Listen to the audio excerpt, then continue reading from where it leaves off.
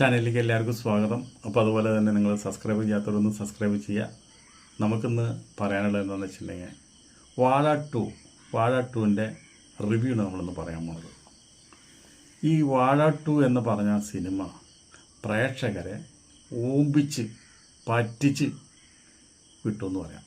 ഇതിൻ്റെ സംവിധായകനും ഇതിൻ്റെ തിരക്കഥാകൃത്തും ഇതിൻ്റെ പ്രൊഡ്യൂസർമാരും കൂടി ചെറ്റത്തരമാണ് പ്രേക്ഷകരോട് ചെയ്തത്. വാഴ 1 ആയിട്ട് കുലബന്ധം പോലും വാഴ ടൂണില്ല.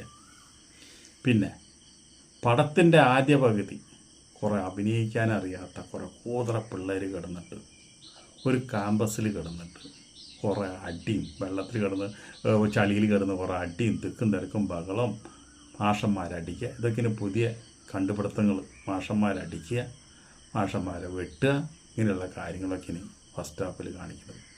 ഈ കൂതറ പിള്ളേർ കിടന്നിട്ട് ഈ കുത്തി മറിയണത് കഴിഞ്ഞ് എന്തെങ്കിലും ഒന്ന് ചിരിക്കാനുണ്ടാവുമല്ലോ എന്ന് വിചാരിച്ച് ഓരോ സീൻ കഴിയുമ്പോൾ നമ്മൾ കാത്തിരിക്കും.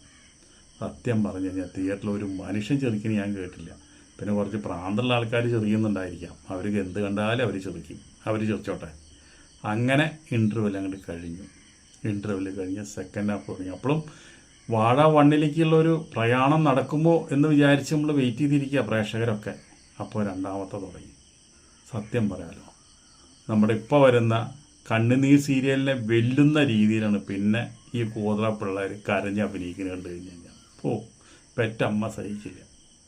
അമ്മ അതിലുള്ള ഒരു അഭിനയം, അമ്മ അതിലുള്ള ഒരു ട്വിസ്റ്റാണ് പിന്നെ നടക്കുന്നത്. ഇത് സിനിമയാണോ സീരിയലാണോ അത് ടെലിഫിലിമാണോ അത് വെബ് സീരീസ് ആണോ എന്നൊന്നും ഒരു പിടുത്തമില്ലാത്ത രീതിയിൽ 150 രൂപയും 200 രൂപയും കൊടുത്ത് ചിലവാക്കി സമയം മെനക്കെടുത്ത് വന്നിരുന്ന പ്രേക്ഷകർ വായും പൊളിച്ചിരിക്കുന്നുണ്ട്. എവിടെ വാഴ 2 എന്ന് ചോദിച്ചിട്ടാണ് ഇരിക്കുന്നത്. അപ്പോൾ ഇതിൽ അഭിനയിച്ച വാഴ 1 അഭിനയിച്ച ചില 2 കഥാപാത്രങ്ങളെ 2 സീനിൽ ഒരു ജൂനിയർ ആർട്ടിസ്റ്റായിട്ട് കണ്ടു. അവിടെ മറയിൽ അവിടെ ഇരിക്കുന്നുണ്ട്. ഒരാൾ ആശുപത്രിയിൽ, നമ്മുടെ നസീറൊക്കെ അവിടെ ഇരിക്കുന്നുണ്ട്. അതൊന്നും കാര്യമില്ല.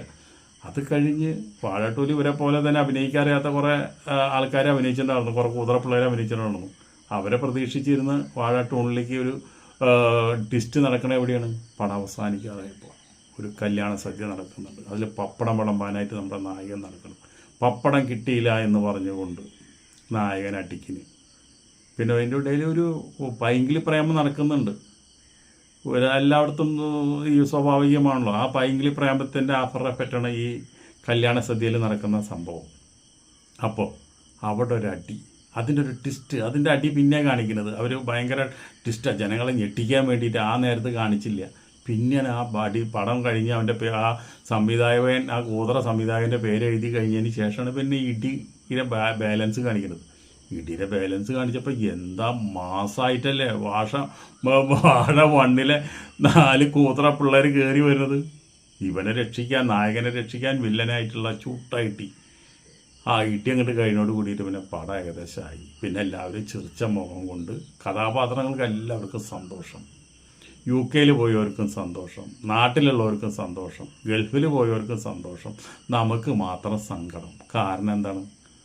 നമ്മുടെ കാശ് പോയി, സമയം പോയി. പിന്നെ ഈ എലക്ഷൻ ടൈം ആയിക്കൊണ്ട് അതുപോലെ തന്നെ പുതിയ പടങ്ങളൊന്നും റിലീസില്ല.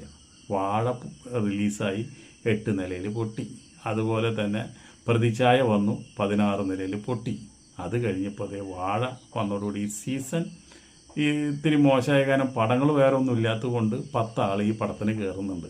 വായും പൊളിച്ചിരുന്നിട്ട് എന്ത് പടമാണെന്ന് പറഞ്ഞിട്ടാണ് ആൾക്കാർ ഇറങ്ങുന്നത്. അപ്പോൾ നമ്മൾ ദൃശ്യം 1 കണ്ടു, അതിൻ്റെ കഥയുടെ 2ാം ബാക്കി അതിൻ്റെ സെയിം കഥയാണ് കൊണ്ട് നടക്കുന്നത്.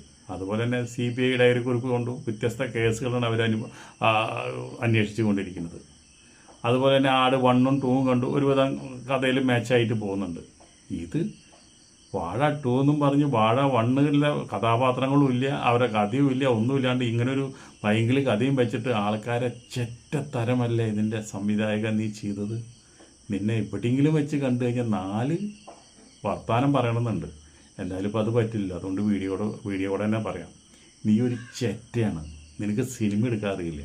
അതുകൊണ്ട് നീ ഇനി ഈ പണി നിർത്തുക നല്ലത് മോനെ.